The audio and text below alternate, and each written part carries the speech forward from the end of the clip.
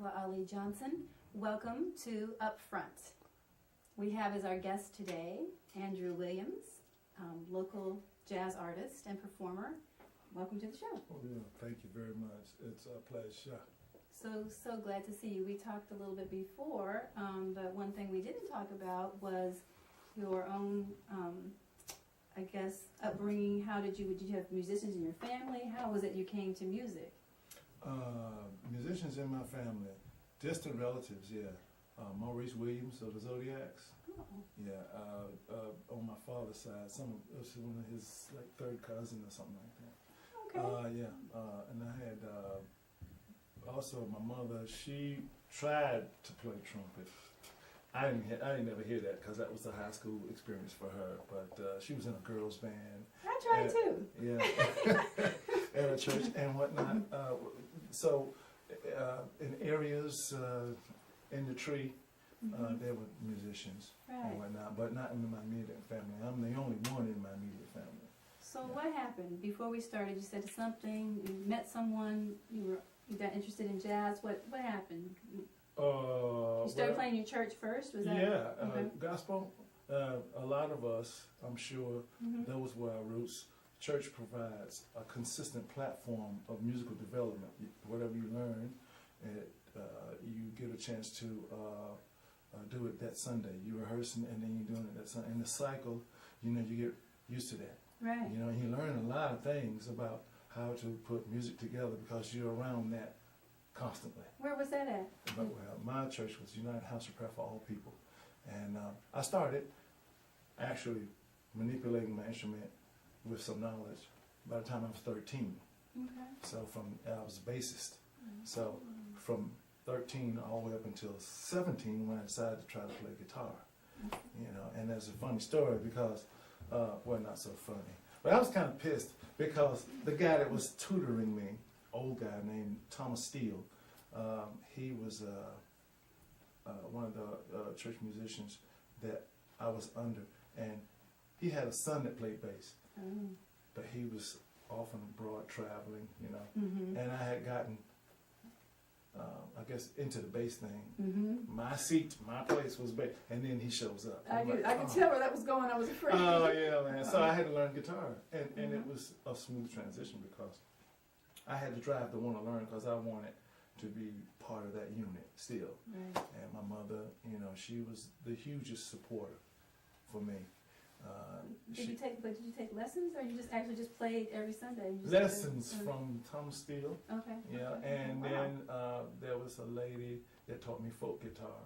Okay. I was in Winston-Salem for about 4 months going to school up there. I think I was around maybe 12, 13. Yeah.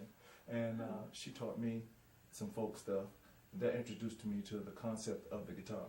Oh. And then when I got back home, I got with Mr. Steele, and he taught me another angle. And I just used the two, fused them together, and then I started to listen to the radio, and I learned tunes. I was going to ask you, can you remember a favorite, something that really hooked you back then, a favorite tune, something you were playing? Yeah. Oh, okay. Yeah. In church.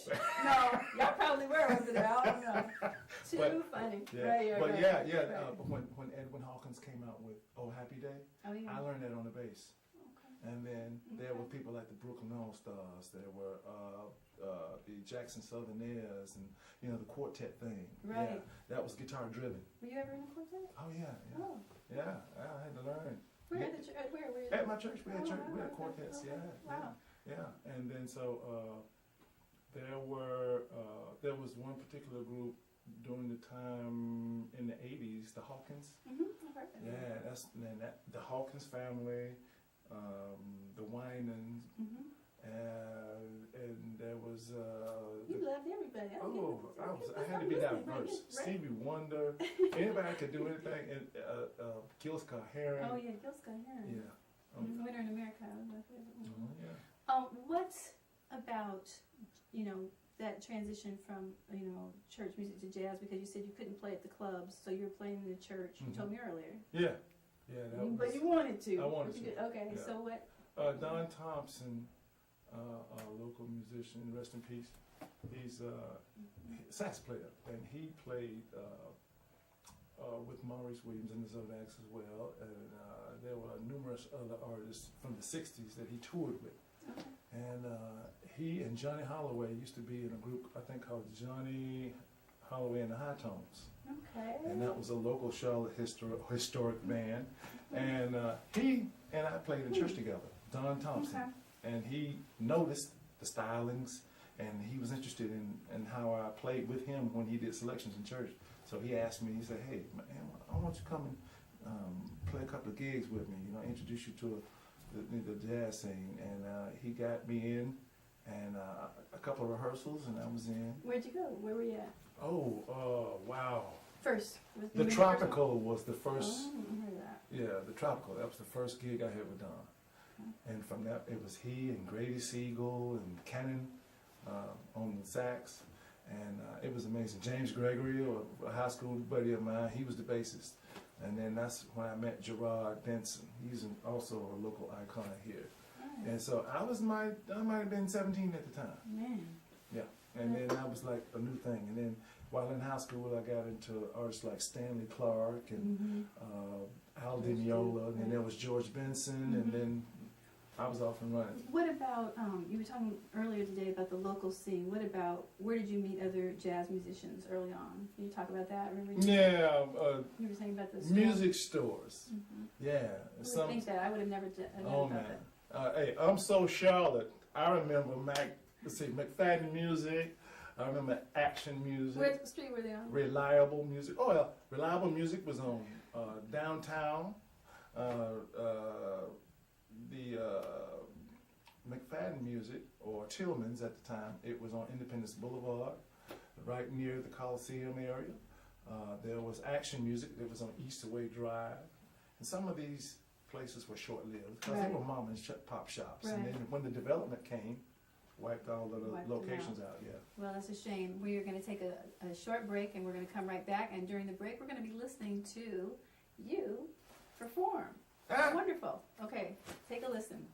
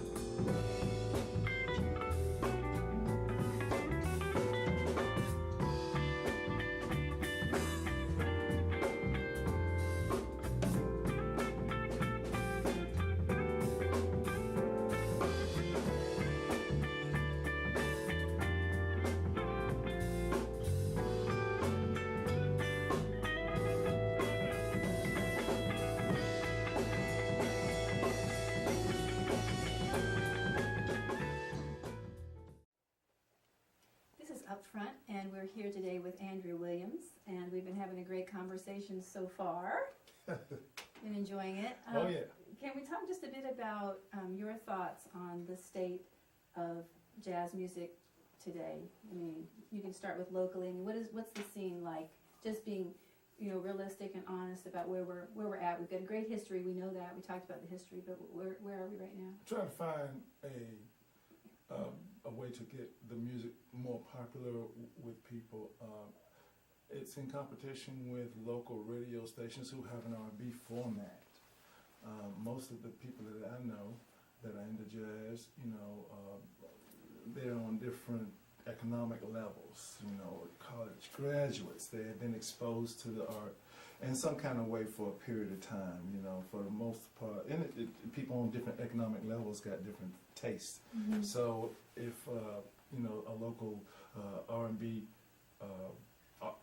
station has events that they always have every week, right, then they get most of, the attention from the populace, and because they're always attending these things. There are not enough jazz shows that the ordinary people can just come to.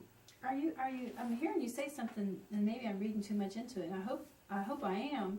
Are you saying that we're not transferring jazz to the youth today? They're not picking it up. Is that what you're saying? Yes, yeah, exactly. Oh, wow, that's awful. Yeah, and because they don't have a lot of places that they can go. Anybody under 18, because if you train your child in the way they should go, or the way they would go while they're young, you start kids early on, and the only way that happens is that if they live with parents who listen to the stuff. Right. If you're always listening to WPG or W or whatever, W hip hop R&B, mm-hmm. then that's what you're going to be attuned to. Every time you go out, you're going to right. go to those places. No one knows a lot of times where these jazz places are because they're not listening to the radio stations that promote these things. And the shame about it is that when I hear pop music, I hear the jazz in underpinnings and a lot of You stuff. sure I do. hear it, but it's not acknowledged. Yeah. And yeah. so that's a concern and an issue. And if I may be arrogant, sometimes these local musicians, they fake the funk.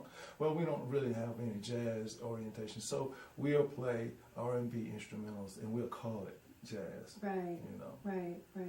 Huh. Just me. That's locally. You're talking about nationally, locally. What's going on, and what can we, what I guess are artists like yourself doing to keep jazz alive here in Charlotte? Well, we continue trying to educate ourselves in promotions and how to sell our what we have, to people who appreciate it. To try to bridge that gap, Right. let's get those people who want that kind of thing Right. a place to go to get it. I've heard before that jazz is really the first truly original American art form, Oh, yeah. and the basis of so many of the others, especially all the other genres of jazz. So it's just like hard to understand why we can't give it the respect it's due, and I hope that we will. It depends on where you live in the country. Yeah. Well, let's talk about you for just a few minutes, and if we have time, we'll go back to the world. But let's talk about Andrew Williams and your music and where you're at in your career as a musician and and your art. Well, where I'm at, I guess I'm using all that I've learned. I'm not a Berkeley graduate. I'm from the streets of hard knocks in terms of such, and however, I've surrounded myself with people who are music institution graduates, Mm-hmm. and they teach me a lot, and then there's the gift that you have, Right.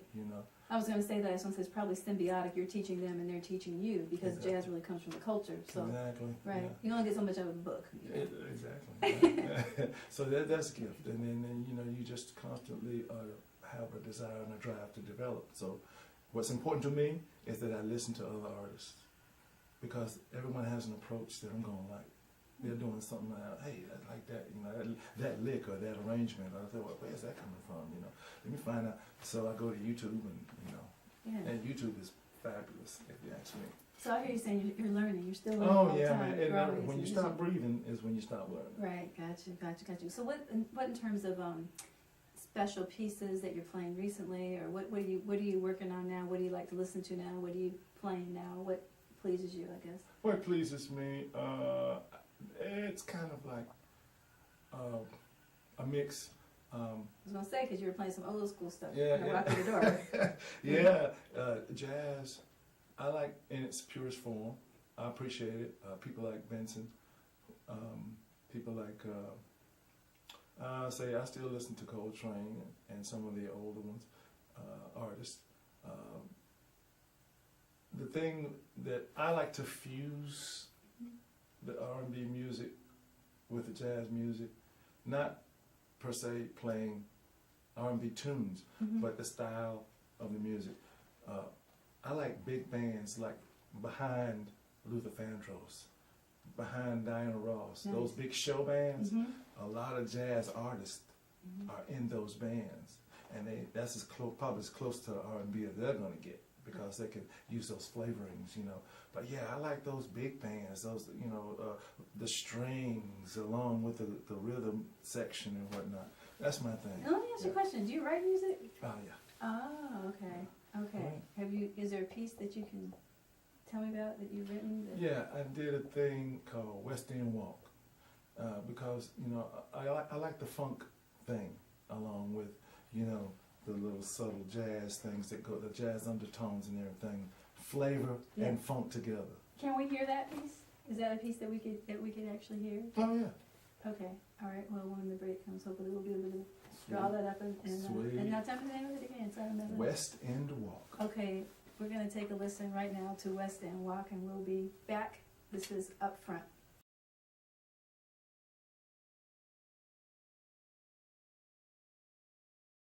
Two, three.